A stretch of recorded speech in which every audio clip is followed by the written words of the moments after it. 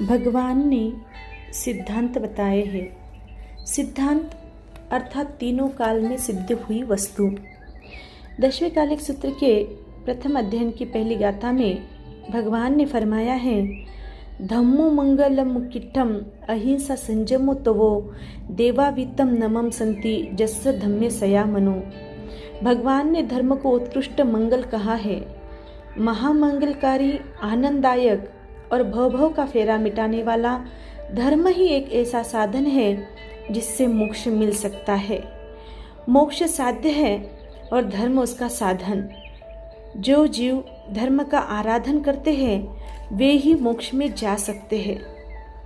धर्म धारयतीति धर्मः अर्थात धारण करने वाला धर्म है।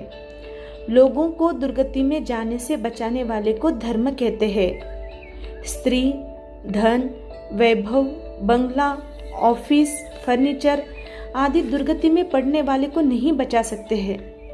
धर्म ही तरन तारन नाव है। उसकी जो शरण ले लेते हैं वे संसार समुद्र से पार हो जाते हैं। आनंद गंजी कहते हैं, जो आत्मा प्रभु का शरण ग्रहण कर लेता है उसके दुख दर्द सदैव के लिए दूर हो जाते हैं। आनाय धम्मो आनाय तो आनाय मामगम धम्मम।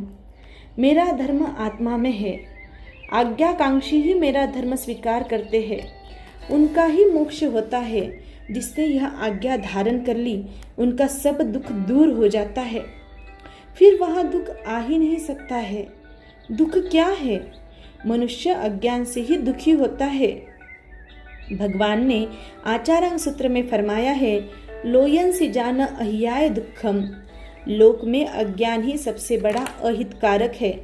जब तक अज्ञान दूर नहीं होता तब तक मनुष्य को सुख नहीं मिल सकता है। अज्ञान का अंधकार सूर्य से या दीपक जलाने से दूर नहीं होता है।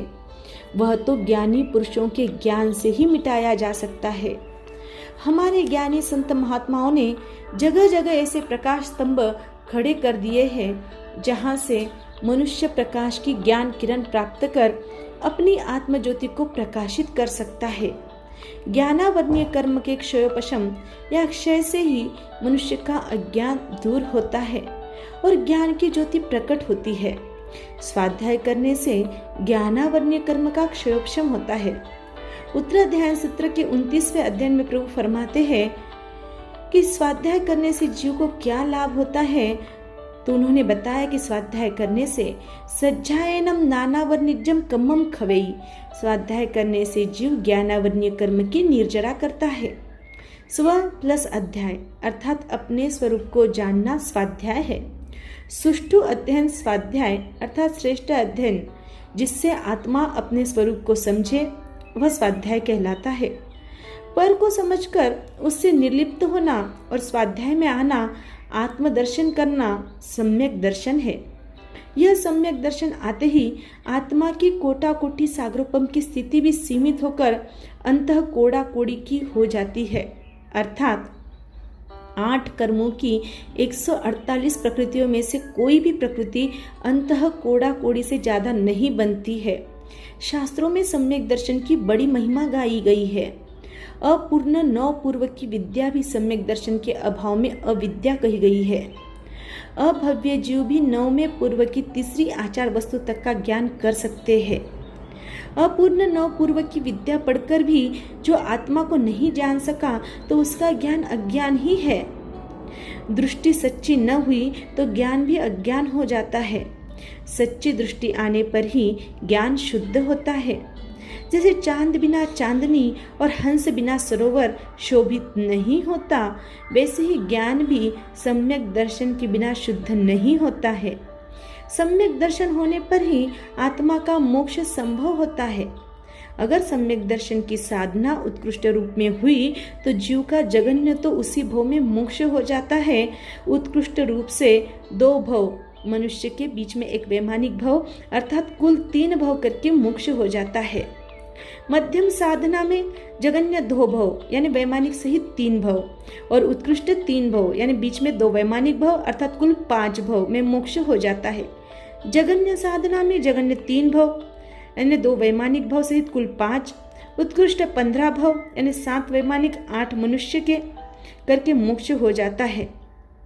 कभी कभी ऐसा भी होता है कि सम्यक दृष्टि जीव मिथ्यात्व में भी चले जाते हैं, लेकिन जैसे धागे में पिरोई हुई सुई गुम हो जाने पर भी आसानी से मिल जाती है, उसी प्रकार सम्यक दृष्टि जीवों के मिथ्यात्व में चले जाने पर भी उनका निर्वाण तो निश्चित है ही, चाहे वे निगोद में भी क्यों न चले जाए।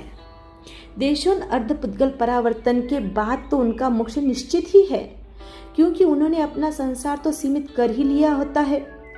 फर्क इतना ही है कि सम्यक दृष्टि जीव अपनी मंजिल पर कम समय में सीधा पहुंच जाता है, वह इधर उधर नहीं भटकता, जबकि पड़िवाई जीव भटकता हुआ देशोन अर्धपुद्गल परावर्तन काल भी मर्यादा तक मंजिल पर पहुंच जाता है। यहाँ प्रश्न हो सकता है कि ऐसे जीव कितने हैं जो समकित प्राप्त कर लेने पर भी मिथ्यात्व में चले गए हैं। भगवान ने शास्त्रों में कहा है, जिन्हें समकित हुआ ही नहीं और होगा भी नहीं, ऐसे अभवी जीव अनंत है। उनसे सम्यक दृष्टि आत्मा को समकित से गिरकर पड़वाई मिथ्यात्व में चले गए हैं, वे अनंत गुना अधिक है, और उनसे भी सिद्ध के जीव अनंत गुना है। ऐसा पन्नवन्ना सूत्र का अधिकार है। ऐसा हिसाब किताब सर्वज्ञ भगवान को छोड़कर और कौन बता सकते हैं। हमारे शास्त्रों में 24 दंडक कहे गए हैं। वनस्पति को छोड़कर शेष 23 दंडकों के जीवों का समूह एक तरफ इकट्ठा कर दिया जाए और दूसरी तरफ सिद्ध भगवान के जीवों का ढेर कर दिया जाए तो सिद्धों के जीव अनंत गुने होंगे। इतने जीव सिद्ध हो गए, पर हम अभी तक सिद्ध न हो सके। इसका कारण अज्ञान ही है। हमारी ही भूल हमारे मार्ग में बाधक बनी हुई है। तभी तो आनंद घंजी ने कहा कि धींग धनी माथे कियोरे कून गंजे नरखेट। जिस पर सरकार का हाथ हो उसको फिर डर किसका। आनंद घंजी कहते हैं, आज मैंने दिव्य नयन से आपका दर्शन कर लिया, अब मैं किसी से डरने वाला नहीं हूँ। सिंह को अपना स्वरूप समझ में आ गया है। कर्म से बकरा बना हुआ सिंह भी जब आत्मज्ञान में आ जाता है तो उसका अज्ञान निकल जाता है। मैंने आज अपना आत्मस्वरूप पहचान लिया है। मेरा सिंह जागृत हो गया है। अब मुझे कर्म रूपी गिदड़ से डरने की जरूरत नहीं है। लेकिन आज कौन किससे डर रहा है? सिंह भी गिदड़ से डरता है क्या? लेकिन आज तो यही हो रहा है। कर्म गिदड़ है और आत्मा सिंह है, पर आज वह कर्म से डर रहा है। सिंह गिदड़ से डर रहा है क्योंकि वह आत्मभान भूला हुआ है। वह अपने को सिंह नहीं समझ रहा है। यह सब क्या है? अज्ञान का ही परिणाम है। इसीलिए ज्ञानी कहते हैं, आत्मशक्ति को पहचानो, सो मत जागृत बनो। आत्मा की शक्ति अनंत है। 7वीं नरक के नीचे लोकांत में पड़ा हुआ जीव भी एक समय में ब्रह्मांड भेद कर ऊपर लोक के अग्रभाग तक पहुंच जाता है। समय अर्थात जिसका भेद न हो सके, कितनी तेज गति है आत्मा की। ऐसी प्रचंड शक्ति वाला आत्मा आज गिदड़ हो गया है। वह अपनी शक्ति को पहचान नहीं पा रहा है। एक सिंह है जो बीमार पड़ा है, मुर्दा हो गया है, पूंछ भी उठा नहीं सकता है। गिदड़ ने उसे देखा तो खुश हो उठा। सोचा आज तो शेर का मांस खाने को मिलेगा। लेकिन फिर वह सोचने लगता है कि शेर जीता है या मर गया है।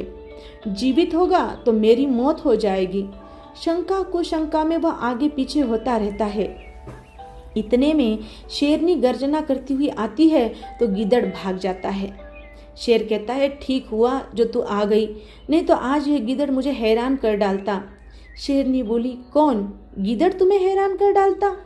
एक आंख भी ऊंची कर ली होती या पूंछ भी हिला दी होती तो वह भाग जाता और भागकर दूर चला जाता, मुड़कर भी नहीं देखता। ज्ञानी पुरुष भी यही कहते हैं, हे आत्मा, कर्म रूपी गिदड़ से तू क्यों डर रहा है? तू अपनी प्रचंड शक्ति का अनुभव कर। तू तो राजाओं का भी राजा है। तू जड़ नहीं चेतन है, इसको याद रख। आत्मा तो अजर अमर है। नाम धाम से वह अलिप्त है। वह न शरीर है, न आँख, नाक और कान है। यह सब जड़ है, अशाश्वत है, मिटने वाले हैं। मैं तो इनसे जुदा अरूपी हूँ, पवित्र हूँ, चैतन्य हूँ, सच्चिदानंद स्वरूप हूँ। जब यह स्वरूप जीव को ज्ञात हो जाता है तब वह किसी से डरता नहीं है। पुरुषार्थ जागृत होते ही आत्मा अपने स्वरूप का जानकार हो जाता है। स्वाध्याय करने से ही जीव को अपना यह स्वरूप समझ में आता है और आत्मा सम्यक ज्ञान का धारक बनता है। यहाँ एक प्रश्न सामने आता है, कर्म बड़ा है या कर्म को पैदा करने वाला बड़ा है? कर्म मैंने पैदा किए हैं तो उसे मैं ही मिटाऊंगा, दूसरा कोई नहीं मिटा सकता। बड़े बड़े पत्थरों को सुरंग से फोड़ा जाता है, दारू गोला बारूद भरकर आग लगाने से बड़े बड़े पत्थर भी चूर-चूर हो जाते हैं। उसी प्रकार ज्ञानावरणीय, दर्शनावरणीय, अंतराय और मोहनीय इन 4 घनघाती कर्मों को फोड़ने के लिए सम्यक दर्शन की एक चिंगारी ही पर्याप्त होती है। एक कवि ने कहा है, एकज दे चिंगारी महानल एकज दे चिंगारी, चकमक लोंढू घसता घसता खर्ची जिंदगी सारी, जा मगरी माँ तनखो न पड़ियो न फली मेहनत म्हारी महानल। अज्ञान के पहाड़ को फोड़ने के लिए सम्यक दर्शन की एक चिंगारी ही मुझे चाहिए और मैं कुछ नहीं चाहता, मुक्ति भी मुझे नहीं चाहिए। मुझे तो सम्यक दर्शन चाहिए, वह आ जाएगा तो मुक्ति अपने आप मुझे मिल जाएगी। मुक्ति रूपी महल की नींव तो सम्यक दर्शन ही है। नींव अगर मजबूत होगी तो महल खड़ा होते देर नहीं लगेगी। यह सम्यक दर्शन 2 तरह से उत्पन्न होता है, तन्नी सर्गा दधिग माधवा, यानी पहला निसर्ग से स्वतः और दूसरा गुरु समागम से। सम्यक दर्शन ऐसा कीमती रत्न है जिसका मुकाबला दुनिया का कोई भी बहुमूल्य पदार्थ नहीं कर सकता। लोहे से पीतल महंगा होता है, पीतल से तांबा और तांबे से चांदी महंगी होती है, चांदी से सोना और सोने से हीरा बेशकीमती होता है। कोहिनूर हीरा लाखों का माना जाता है, लेकिन इससे भी बहुमूल्य हीरा सम्यक दर्शन है। कोहिनूर हीरे ने तो अनेकों का संहार कराया है, उसे कोई खा जाए तो मौत के मुंह में चले जाए, परंतु सम्यक दर्शन का रत्न तो इतना अमूल्य है कि उसकी कोई कीमत नहीं है। उससे सबका कल्याण ही होता है, किसी का अहित वह नहीं करता। जैन दर्शन की तो शुरुआत ही सम्यक दर्शन से होती है। जहाँ सम्यक दर्शन है वहीं श्रावक और साधुपना हो सकता है। उसकी महिमा अपरंपार है, उसको कोई छीन नहीं सकता। टीटोड़ी तो टवटव करे, ऊंचा मुके इंडा, समकित बिनानी करनी करे, एकड़ा बिना ना मिंडा। सम्यक दृष्टि जीव किसी के चक्कर में नहीं पड़ता, वह 9 तत्वों में ही श्रद्धा रखता है, उसकी श्रद्धा अटूट होती है। अतः सम्यक्त्व रत्न को समझो, उस पर मिथ्यात्व की रजमेल मत लगने दो। उसके जो 5 अतिचार बताए गए हैं, पहला शंका, जिन मार्ग में शंका करना, दूसरा कांक्षा, मिथ्यात्व की चाहना करना, तीसरा अतिचार है वितिगिच्छा, त्यागी पुरुषों से घृणा करना या धर्म फल में संदेह करना, चौथा अतिचार पर पाखंड प्रशंसा, पर मत की प्रशंसा करना, और 5वां पर पाखंड संस्तव, यानी पर मत का परिचय करना। ये जो 5 अतिचार बताए गए हैं, इनसे बचकर सम्यक्त्व रत्न की हिफाजत करनी चाहिए। जो भव्य आत्माएं इस सम्यक दर्शन को समझकर अपने जीवन में धर्म का आचरण करेंगे, वे अवश्य अपने जीवन का कल्याण कर सकेंगे। जय आनंद।